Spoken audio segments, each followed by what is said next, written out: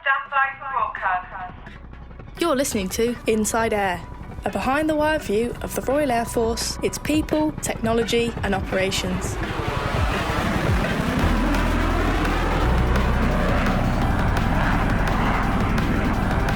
Hello, I'm Flight Lieutenant Peter Lisney, and in this episode we hear from some of the RAF's elite and high-performing athletes. We'll also reheat a few stories, just in case you missed them. But first, see if you can identify this noise.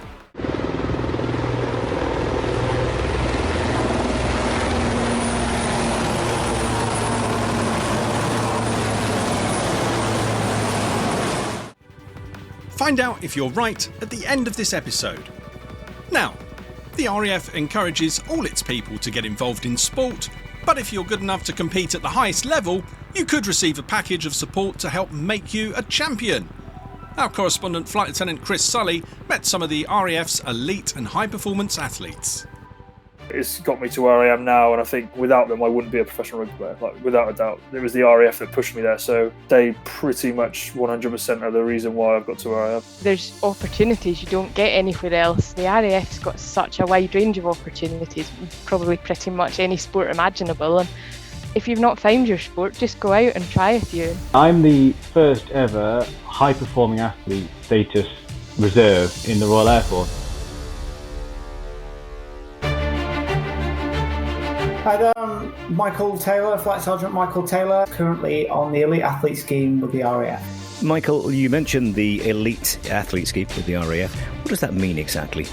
It's an option that we have in the RAF to allow people to pursue sport to the highest level possible. So as you've moved through the different levels from station sport to association sport and moving through national levels, if you've got potential to achieve at the highest standards on a specific target, maybe like a World Championships or Commonwealth Games, the RAF will support you to enable you more training time and the ability to achieve that goal. Your particular sport, long-distance running, long-distance triathlon, are no slouch sports by any stretch of the imagination. Was that something you always enjoyed doing, or was it something you got into when you joined? Something I moved into because I'm just slow diesel engine, to be honest. Triathlon allowed me to get back running again. I had a really bad injury when I was younger. I was posted into Italy, and one of the PTIs was really helping me out. He said, have a go at cycling, started cycling with the Italians, and it just strengthened my whole body up. And as it strengthened my whole body and I fixed a few medical issues, it just gradually got stronger and stronger. Running came back in, and the further I went, the more I enjoyed it. And I tended not to slow down, so it was just a logical step. At the opposite end of the spectrum, you've got people who do the Wednesday afternoon sport and maybe don't enjoy it because they've maybe didn't like football or rugby or running, whatever it might have been as a kid, and have kind of taken that with them through life. What would you say to them in terms of continuing, as you did, to try to find something you enjoy? It's really difficult. I'll quote the PTI that had me on a fitness test in Italy. So I walked in, did the fitness test. I don't want to say I winged it, but that's pretty much what I did. I walked in, didn't really bother joining in with any of the sports, was a bit fed up, a bit injured, had other interests. And he caught my imagination just one day, just because he turned around and said, you can pretty much just turn up and do it, so you don't even have to bother trying, almost with a grin and a glint in his eyes. And that made me want to go and prove him wrong, to be honest. But I think it's just finding something that you can enjoy and a reason to do it. It's very, very difficult. It's like anything. Once you can break the habit once you can do something for 3 or 4 weeks and keep doing it consistently, especially if you enjoy it, you can get rid of the bad days. But it's like running. I run I run every single day. And 3 or 4 days in a couple of weeks, I really, really don't want to be doing it. But if I don't do them, I can never carry on and do the really good runs, the really enjoyable days. So it's a balance, and it's just that habit and consistency, and it just moves you places. And then I guess to answer your question properly, it's make it fun. So running places that you really enjoy, running places that are different, running places to find new things and new people, or whether it be cycling or swimming or any sport really. There's just so many opportunities that go hand in hand with sport, and you meet like-minded people that, to be honest, it does motivate you and move you from the bad days to the good quite nicely.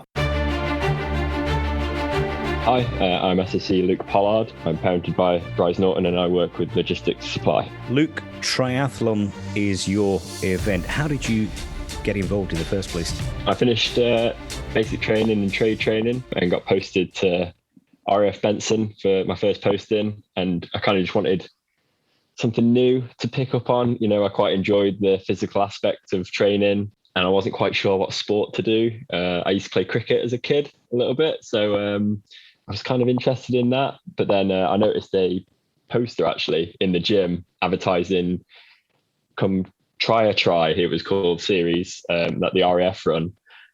And it's something just grasped me about it. And I was like, oh, you know what? Actually, I'd love to give that a go because it's something really different. And like the only person I ever knew that had ever done a triathlon was actually my dad, who did one back in the 80s randomly. So it really just grabbed me. And then, so yeah, I went down to one of their evening training sessions and, you know, they were all such a friendly bunch and just like, you know, a complete novice walking in there. They were like, take me under their wing and showed me the ropes. It was great. You mentioned playing cricket before and various other sports, no doubt. How important is it to keep trying until you find that one sport that really sort of resonates with you? Well, yeah, I think it is important, like just trying something different. You know, if you get into a point in sport and, you know, you might not be enjoying it as much, you know, just take a step back maybe, or, you know, have a little break and then come back to it, or like look for something completely different. Like I think the triathlon, especially for me, was just because it was so new. I'd not really done anything related to be honest, at a level that I'd class as high standard. So, you know, it was all exciting. Everything was fresh, and yeah, I just really enjoyed it. Looking back on the triathlon itself, obviously made up of the 3 events. Which was your weakest? Which was the one you had to really put the effort into? I think the swim aspect of it. I swam as a kid, so I learned how to swim and did a little bit of like for school maybe. But, you know, I took 10 years off swimming and then got back into that pool. And yeah, I still remember to this day that after that first training session that I did, where I just went down to a local pool, got in and went, right, let's just see how far I can swim in 30 minutes or whatever it was. And the next day I was at work and I was in pieces. My shoulders, just everything, my core, everything was just in bits. So yeah, but then I kind of went back and it was a bit less the day after and a bit less. And then, you know, you start picking up a bit more on it and you start enjoying it a bit more. So you start doing the triathlon, you're getting support, you're doing that within sort of normal Wednesday afternoons and other times. How did it go to the next level for you? Yeah, I started racing at like the amateur like age group level, if you like, the European standard, where, you know, you get selected for Great Britain to compete at your age group. And my age group then was between 20 and 24. So out of the 20 to 24-year-olds, we'd take a little team down to somewhere in Europe and then go race triathlon. It's quite good because, you know, you get all sorts of people who are taking it very seriously, and you get people who are just like, you know what, I've achieved something absolutely fantastic here and I'm just here to enjoy myself because, you know, I get to put on my Great Britain suit and compete and represent for my age group for Britain. And then, you know, I started getting some quite good results at that level. And I thought, well, you know, let's go give domestic elite racing a go. I mean, bearing in mind, I started triathlon in like late 2011. I actually started my first triathlon in 2012, so I trained in 2011. And this was around 2015 time. So it was 4 years of quite hard work to get there. And I think I sort of, try this avenue, the new elite side of it that I hadn't really envisioned me ever going down, to be honest. I was kind of doing it for a bit of fun to start with. So it's really sort of come on leaps and bounds from those early days. You're now a member of the RAF's Elite Athlete Program. What does that mean to you? What does that allow you to do, and how supportive have the RAF been? It's been pivotal to my performance, really. Without it, there's absolutely no way I could achieve the things that I've achieved. Like, it has allowed me to, you know, come out of my primary role as a supplier and train full time, you know, essentially as a professional triathlete. And I think without it, there's no way I would have achieved what I wanted to or been able to. And yeah, it's massive for me. I'm Corporal Josh McNally. I've been in the Air Force for 12 years. And I'm currently on elite athlete status playing for Bath Rugby. Josh, for you, what does being an elite athlete within the Royal Air Force actually mean? It sort of gives me a very, very fortunate status where the RAF allows me to pursue an opportunity that has come up to play professional rugby. It's not always about professional sport. It can be about anything, but mainly it's playing sport at the elite level. For me, I was very fortunate playing semi-professional rugby that I got an opportunity to get a contract and play professional for London Welsh. Was my first professional contract, and that was just an opportunity that came around. I didn't really think too much of it, but approached the RAF about it and said, look, is this a thing that happens? And they said, yeah, well, actually, we've got an elite athlete program that we could put you on. Go through a few conversations there, and then within sort of 6 months, I was playing professional rugby. So something that probably isn't that highlighted within the RAF. Definitely when I was going through recruitment and my process of joining the Air Force, that was something that wasn't really something that I thought was an opportunity. But as soon as I found out that that was something that sort of could put me in the sort of professional elite sport, I sort of bit their arm off for it, really. Just taking the story back on in the early days when you first joined the RAF, so you were unaware of these programs, they didn't exist as such. On a wet Wednesday sports afternoon at somewhere like RAF Holton, did you ever imagine the story would take you to where you've reached? Absolutely not, no. And that's something I try and sort of tell a lot of guys, definitely, that are coming through RAF rugby. And a message I want to try and give to RAF sport, really, is that I joined the RAF for the reason like 99% of the people join the RAF for. I joined to travel the world, get a great trade, meet great people, and have a sort of great career. I grew up around the military, and that's why I joined the RAF. So I couldn't sort of envisage the sort of pathway that I've gone on now. It's a pretty untrodden pathway, definitely in pro rugby at the moment. Like there's no one really, there's a couple of us from the military doing what I'm doing. But yeah, to answer your question, like never really. I think playing station rugby, under 23s, playing for even the senior team seemed like a sort of an achievement and a goal of mine at the time. And then obviously, yeah, to play for England this summer, like I could never have imagined that. How does it work on a practical basis, Josh? Obviously, you are an elite athlete within the RAF. So how much direct day-to-day involvement do you still have with them? Very, very limited. I think that's not such of me sort of. That's more from the RAF being extremely sort of understanding. That isn't me pulling myself away. I think, like I sort of said before, like there's not that many professional athletes on the elite program. There's a lot of guys sort of preparing for Olympics or World Championships. And I think for the RAF, it was a bit of an unknown. I think when I remember the first days when I signed for London Welsh and where there was conversations about still trying to work on aircraft on my days off and things like that just was like massively unfeasible. I think professional sport now is that every minute of the week is timed around recovery or training and making sure that you're putting your best foot forward to play on the weekends. So for me to take myself away from that and try and work or still maintain sort of any sort of RAF status was going to be pretty difficult. And that was the RAF actually coming forward and being like we completely understand. If you want to have a fair crack at this, you need to be able to put yourself wholeheartedly into it. And from there, really, it's become an upward curve in my potential and my achievements that I need to keep pushing that. I can't take a step off. I can't take my foot off the gas, even where, say, I'm at Bath, pretty comfortable playing every week. I can't take my foot off the gas and think, I'll do some more now, because there's always that next step to go and try and chase, like I'm trying to do with England. When you initially approached the RAF with a thought that maybe you could look at this program, were you surprised at the reaction you got? Were you expecting maybe to be knocked back initially? Oh yeah, I just think it was something that I'd sort of heard of, but it wasn't really. I like to use examples. I know those guys that had played top level rugby back in the 90s, even the 80s. Underwood obviously is the very, very famous one. But there's guys that had done that, but probably not. Maybe had a bit of a flash in the pan for a year, and I was just trying to sort of see if I could take that. Never did I envisage. That's probably the wrong way to say it, but I think I never saw me playing for 7 years, which I've been doing now. I've been on the program for 7 years now, and I've still got quite a few more years left. So never did I see that. I thought, look, this is an opportunity I can't turn down, play professional rugby for a couple of years and see what happens. So I think year on year, they've been more and more understanding. My achievements have been greater and greater year on year. So they've been very understanding to back me in that. And I come to those, basically it comes out every couple of years, we'll have a conversation. How am I doing?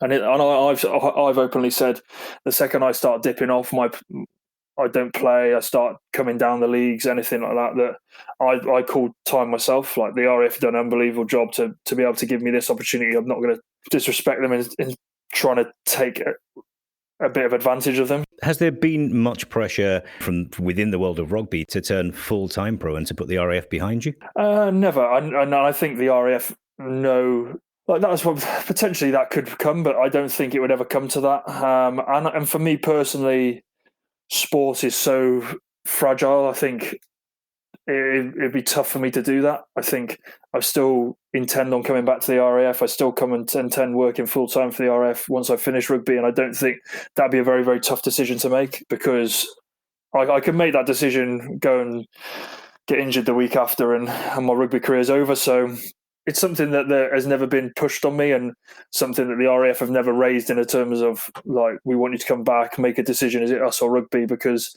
they've just been like really good in not putting that sort of pressure on me. What's the reaction of your colleagues at Bath to the fact that you're still a serving member of the Air Force? It's been good actually. I think probably my whole career it's always been a bit of a topic of conversation. I think when any new club I go to, it's probably what the RAF want me to do, really, because I've basically turned into a sales pitch for the Air Force after every club I go to.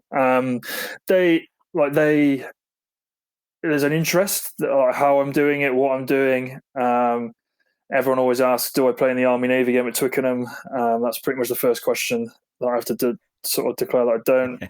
I think that it perks interest. I think they understand because rugby is, like I said, a very fragile sport at the moment. People retiring year on year, and I think for me to be able to be going through my career now, knowing that I've always got the support of the Air Force and that I've got a career waiting for me, everyone is sort of clutching at straws a little bit to think what they're going to do post rugby. It's a question that they don't want to answer yet, especially sort of young 20-year-olds that think they've got another 10-year career ahead of them. So it definitely perks interest in, like, is that a potential pathway? And there's been people that have definitely looked into it since I've been playing, and conversations I've had. People that rugby comes to an end, not on their terms in terms of not injury, but there's not a contract for them at the end of the year. And yeah, just looking down at the sort of stories and the journey I've been on, that look, if rugby might not be for you at the moment, but get in the Air Force, get a job, and like that's how I came through it. The opportunities I've got. So there's obviously a perks interest. They all want like major war stories and all sorts, but I've not really got money to tell. So yeah, we've got a good group at Bath. We've also got Semester Rokodaguni, who's in the army as well. He has got some good war stories, so he gets a bit more of the military. He gets a bit of the military nods from all the boys. But yeah, I think it's been an interesting journey in terms of being able to sort of show my story and maybe some like have a few and turn a few people's heads on maybe the military is not a bad choice. So if I can do that and sort of turn people and give people a bit of an understanding, that's sort of what I'm trying to do. How much would you say your success is due to the pressure being lifted off you? You've got the support of the RAF. You've already talked about the fact that you know there is a career awaiting you when you decide to hang the boots up for the final term. Does that make it easier for you?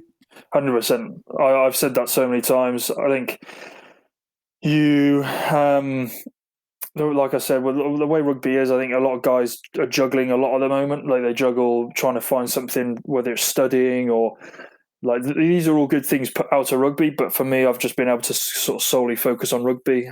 I have interests outside of rugby now, and there's things I'm doing with the Air Force that like is going to sort of make my transition a lot easier going back in. But I think for the years of me trying to sort of grow as a player and my days at London Welsh, playing at London Irish in the Championship, like I could just completely solely focus on rugby, and that 100%, the support from the Air Force to just give me a full wholehearted crack at it. I think it's got me to where I am now, and I think without them, without them I wouldn't be a professional rugby player, like without a doubt. Like that was never something I wanted to achieve, and it was the RAF that pushed me there. So yeah, they pretty much 100% are the reason why I've got to where I have, really.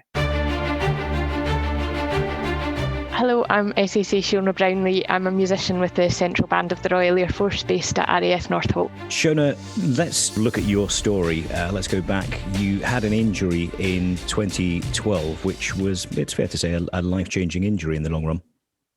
Yes, I actually got injured during basic training. We were out on final exercise of our basic training. I picked up an ankle injury, which initially seemed like a simple ligament injury. It then developed complications and just didn't really get any better and ended up resulting in a below knee amputation a couple of years ago. Your main job with the band and everything else, was that affected by the injury and the subsequent amputation? Yeah, it was definitely affected quite a lot by the initial injury because I couldn't really do my job properly. Quite a lot of our role is marching for ceremonial events. I spent the best part of 7 years on crutches, so I wasn't able to march. Luckily, I had a lot of support from RAF Music Services who let me retain my job. I could play piano, I could still do all the sit-down concerts, so I was still working full-time hours. And actually the amputation ended up being a good thing because it's allowed me to get back and enabled me to do the full role. And regarding sport, were you into sport in a big way at all before the injury, or was it something that was just a Wednesday afternoon filler? Not even that. I've never really been into sport at all.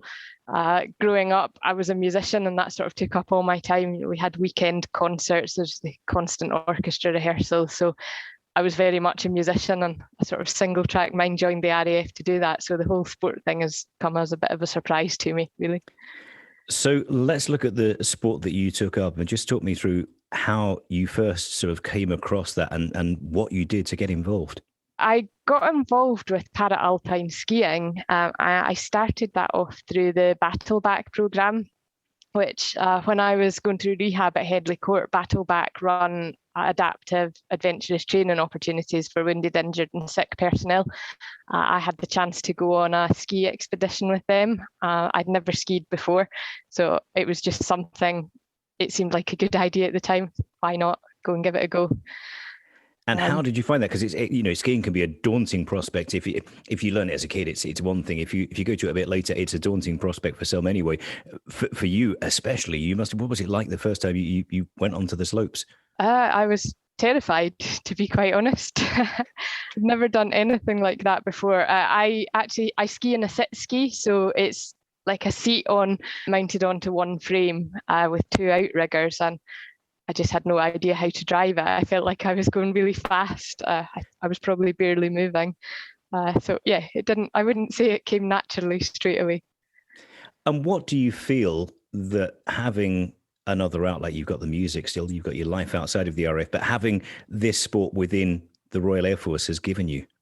I think getting involved with sport actually helped a lot in my rehab and recovery. Apart from the sort of physical aspects of just keeping active and being able to do things, it was a lot of the mental side, because at the time, my leg injury was becoming apparent. It was quite a long-term thing. And it felt like I was constantly being told all the things that I couldn't do. It's like, you can't do your job properly. You possibly can't stay in the RAF, and everything was very focused on the negative. And actually getting involved in adaptive sport, the focus switched quite a lot. And it became more focused on things that I can do. And yes, I ski in a sort of slightly different way than normal people, but actually I can still get out there and do the same thing as everybody else. You mentioned that sport wasn't a big thing in your life before that. For people listening to this who maybe haven't yet discovered their sport, what would you say to them within the RF? Because there are opportunities that you wouldn't get elsewhere. I would say just go out and give it a go. As you say, there's opportunities you don't get anywhere else. The RAF's got such a wide range of opportunities, probably pretty much any sport imaginable. And if you've not found your sport, just go out and try a few and just get involved. I think just take the opportunities that are offered.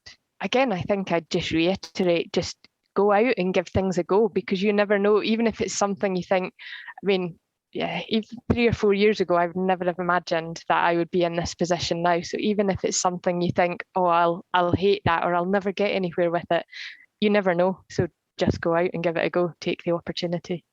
When you first started talking about this with your chain of command and said, I've got this wacky idea, I'm going to try something a little bit different, what reaction did you get from them? I think people have just been a little bit bemused by it all. I mean, I've probably been a little bit more adventurous since my injury, and I think people now just think, oh, Seana's off doing another crazy exploit. And, as is the case with many of the RAF elite athletes we're talking to today, Seana has a huge year ahead of her. The Winter Paralympics are next March, so that's, this is a big year in terms of qualification and selection. So, yeah, we just see how this year goes. If you were swimming, running, doing any of the other shooting, whatever it may be, that's one thing. You can do that in the UK. You've chosen a sport which you can't just pop outside from RAF Northolt and ski down the nearest white slope. How do you sort of manage that? Yeah. Normally, we have camps out in the Alps. There's an indoor centre in the Netherlands that we use quite frequently for summer training. It's been a bit more of a challenge over the past year because obviously extra travel restrictions with COVID. We've been fairly lucky. We do a lot of training with GB Snow Sports, so we are classed as elite athletes and we get some travel exemptions. So we actually did manage to get away for quite a large proportion of last winter season. So hopefully we'll manage it again this year. And just in case you're a reservist listening to this and thinking this scheme won't apply to you, think again. Hello, I'm Corporal Phil Hall and I am an RAF high-performing athlete and an RAF reserve. You mentioned being a reserve. You have moved over kind of from where you were in Civvy Street to what you're doing with the reserves. Just give us a little bit of the background to that. So yeah, I'm the first ever high-performing athlete status reserve in the Royal Air Force. We asked the question about a year ago, is it possible for a reserve to be a high-performing athlete in the terms of status within RAF Sport? And Director of RAF Sport came back with, we think so, let's look at it. And earlier this year, it's taken quite a long time in terms of development, but that's been good because we've looked at all the different angles and RAF Sport have been fantastic in making it hopefully a long-term solution for other, because that's the thing, we want to try and pave the way for other reserve sports people to be able to take up this opportunity of this status if they fit the criteria. So, you know, it wasn't something that we wanted to rush with, and hopefully we've got it right. And RAF Sport have been fantastic in developing that. But earlier this year, it was announced that I'm the first one, maybe a test case, and hopefully, we can build some more for the future. Motorsport is your thing. Just talk me through where the interest and where your development came through in that.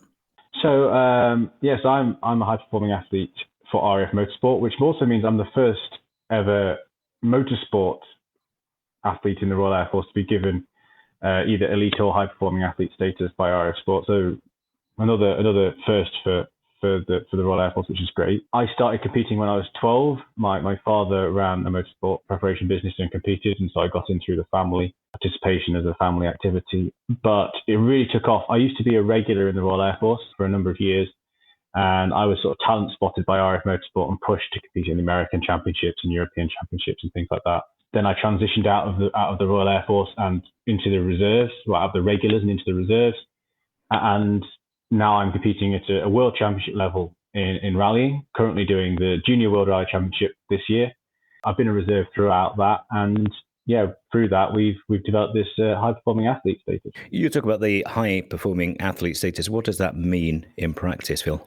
It's a bespoke package, so it means something different to every RAF athlete. But what it means is a status applied by RAF Sport, Director of RAF Sport, to say we're going to support this individual who has potential to compete at a high level in the sport or is competing at a high level in the sport, and we're going to give them a bespoke package of support to make sure that they can perform at their best without having to focus unnecessarily on other things. And that's what it is. It means to me that I can train, I can compete with the backing of the Royal Air Force and wear the RAF branding quite proudly, in my case, in competitions around the world, and be an RAF athlete. For somebody who's listening to this, who, like yourself, like me, is a reservist, who may not have even considered this as an opportunity, a possibility, what would you say to them? I would say reserves in the Royal Air Force have exactly the same opportunity as regulars, particularly in terms of sport. We're a whole force. Everyone's treated the same. And that's why we asked this question. It wasn't necessarily something that was exclusive before. It's just no one had asked that question of RAF sport. And I was in a useful position in that I was already competing at a significant level in the sport. So it was useful to have that test case where we could transition me across fairly easily. But that doesn't mean people in the future who want to or have ambitions to compete at a high level in sport and are a reserve have to do that. They can if they meet the criteria, or they speak to RAF Sport and go, or the chairman or chairwoman of their association can nominate them. They can get that status now, and it completes that talent pathway from grassroots all the way up to the very highest levels of sport in the Royal Air Force. As a reserve, you can compete in sport within the RAF anyway. You can go to station football club, so you can participate in the gym, you can take part in adventurous training and all those sorts of things. So this just adds another brick to that particular pile, and hopefully we can. One of the things I want to do with this is use it as a platform to just demonstrate that, and it's not something to open new things up. It's just to say it's been here for a while, that these opportunities for reserves, let's publicise them, let's make people aware that you can, as a reserve, you can do that. You are a reserve. Do you still have to fulfil the other criteria, the days per year, the fitness test, weapons handling, all those other bits? I am a fully, let's call it fully serving reserve. I do my days, I do all of my currencies, I work as a reserve, but it also means that I compete as a reserve as well, and I get the support from RAF Sport to do that under this status. By its very nature, the RAF Elite Athlete Scheme is aimed at those at the very top of their game. For Josh McNally in July, that meant winning his first England rugby cap. Got to congratulate you as well. England debut last month in the match against America, against the USA. Yeah. How was that? How did that feel to walk out of Twickenham? It's been a bit of a whirlwind sort of year, really. Obviously, like COVID and everything has been pretty brutal. It's something that I'd probably close the door on. I've been involved in a few training camps before, but never really got a look in at playing for England. And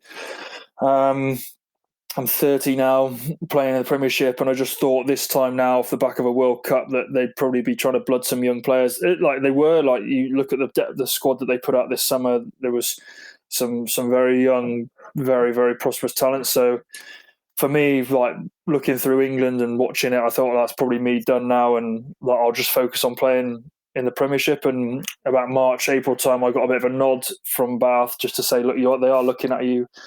Like, you're playing well, just keep playing well and see what happens. And to sort of be called in the summer and get capped was a bit of a, from being in sort of February time to think that would never ever happen, sort of 4 months later to be capped at Twickenham was, a bit of a, I don't think it's really sunk in, to be honest.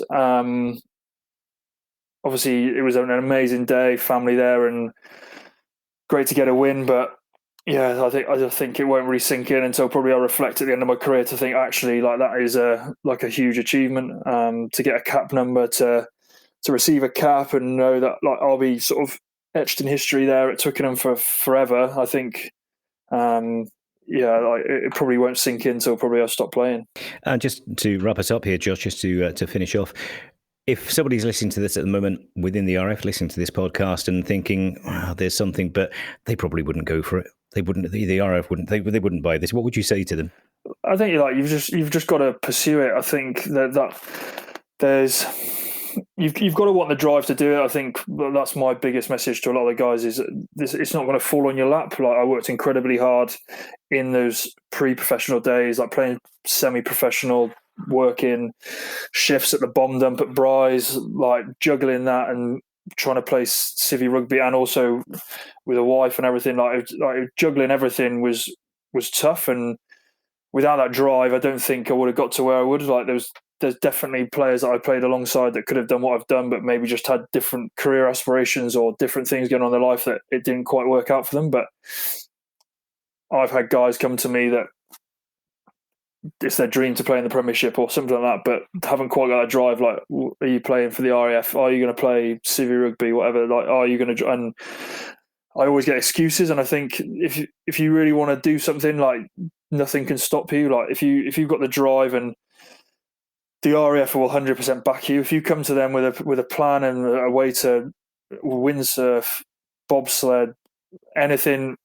Play professional rugby. I know you said you got Liam on tomorrow. Like he's at the Olympics playing GB hockey. Like anything will be supported by the Air Force as long as you come with a bit of a drive and a bit of a hunger to go and do it, because they'll back you 100%. And I've seen guys in the rugby world and other elite athletes who just dipped away, maybe because they didn't have enough. But I feel like an attribute of mine is my drive and my hunger to continue to get better and to push it, and that's probably where the RAF have taught me the best and got me to here, really. For Phil Hall, having the support of the RAF through the Elite Athlete Scheme is making the world of difference. It's made a huge amount of difference. Just being able to focus completely on competing. The level I'm at, it requires a huge amount of dedication to time. We prepare for weeks in advance of each event, and also each event takes weeks to complete. And so being able to have the backing of the Royal Air Force to just get out there and do it without having to worry about other things has been a huge help. And it's also been great to work with other UK entities, for want of a better word, out there. I mean, we've been working with the UK embassies in the countries that I've been competing in, flying the British flag, shall we say. We've got a member of the Royal Air Force competing in a World Championship event here. And finally, some advice from Michael Taylor. Should this episode of Inside Air have whetted your appetite to find out more about the RAF Elite Athlete Programme? My advice to other people would be take every opportunity that you can. I mean, the RAF does set up and advertise itself as we offer opportunities more than a career. And it does, but they don't put them in front of your face. And the ones that they do put in front of your face, I don't want to call them noddy, but they're there to get you motivated. So you go and get your instructional qualifications, you'll go and become a coach or a mentor or a referee. There's just so many different pathways that you can work through and so many opportunities. It's just taking the first step. To the new people that are joining the RAF, if they are coming in and they're in the first years, be it rank or officer, pick up the phone, join in, search on ModNet and find people, and they will respond to you. And if they don't, keep pressing and keep going. And there's lots of different pathways you can take.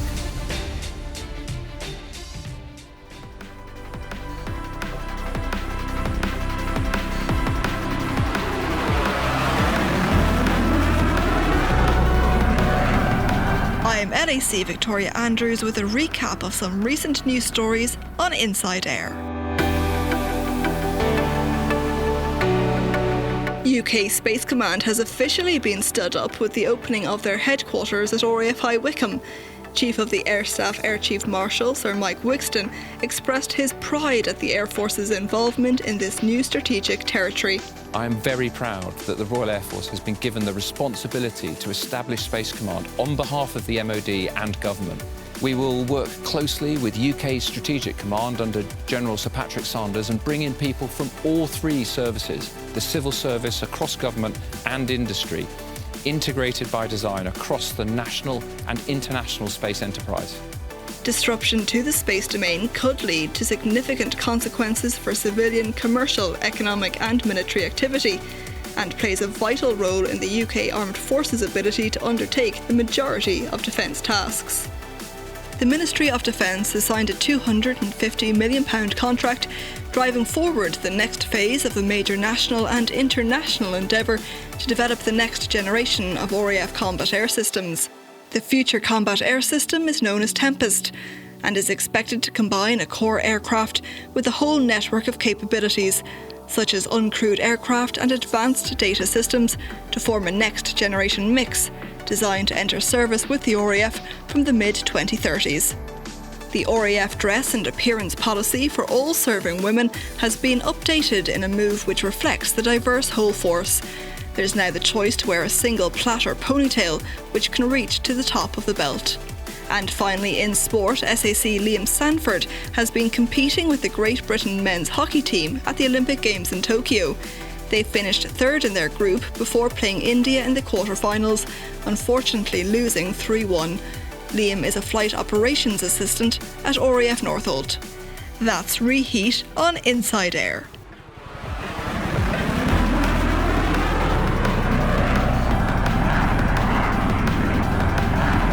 SAC Simon Ross with this episode's Name That Noise.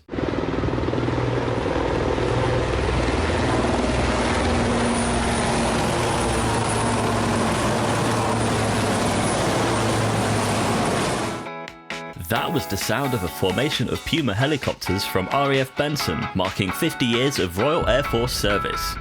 The Puma, a medium-lift support helicopter, has flown on both combat and humanitarian operations around the world, including Northern Ireland, Bosnia, Kosovo, Iraq, Afghanistan, Mozambique and the Caribbean.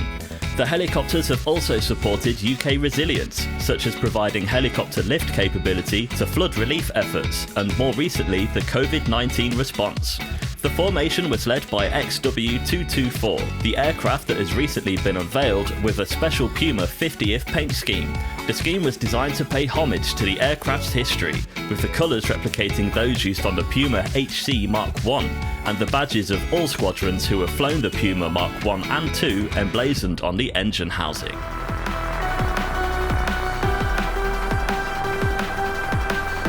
That's all for this episode of Inside Air. Please give us a review and subscribe on your favourite podcast app, and join us again soon. You've been listening to Inside Air, a behind-the-wire view of the Royal Air Force, its people, technology and operations. If you're serving in the RAF and have a story for us, please speak to your unit media and communications officer. Inside Air is written and produced for the Royal Air Force by RAF Media Reserves.